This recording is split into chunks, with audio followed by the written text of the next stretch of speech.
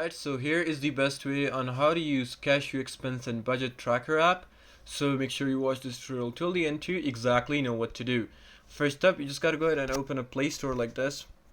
And you gotta search up Cashew Expense Budget Tracker app and you just gotta download it. I already have it downloaded, you just need to open it up like this. Now once you open it up, you just gotta sign in and it will show something like this.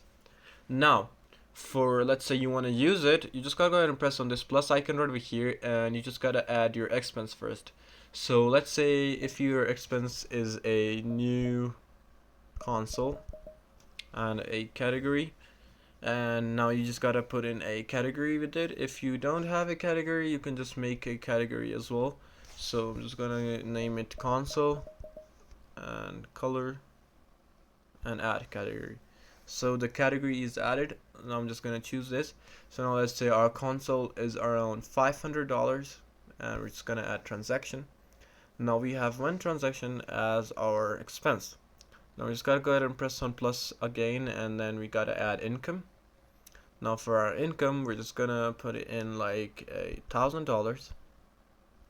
And now you just gotta go ahead and press on upcoming and then you can also put in notes and then you can also choose the category for it. So I'm just gonna do the same and here we go. And yeah, here we are. Now we do have a income, and if we go to transactions here, as you can see, it's directly showing the margin because it's very basic, like 1,000 out of 500. But you know, like if you're stuck in, you know, like a lot of cuts, repetitive cuts, so you can just choose it like this. Now let's say if we add another expense, okay, let's say like 45, okay, like 87, and it goes on groceries, 87.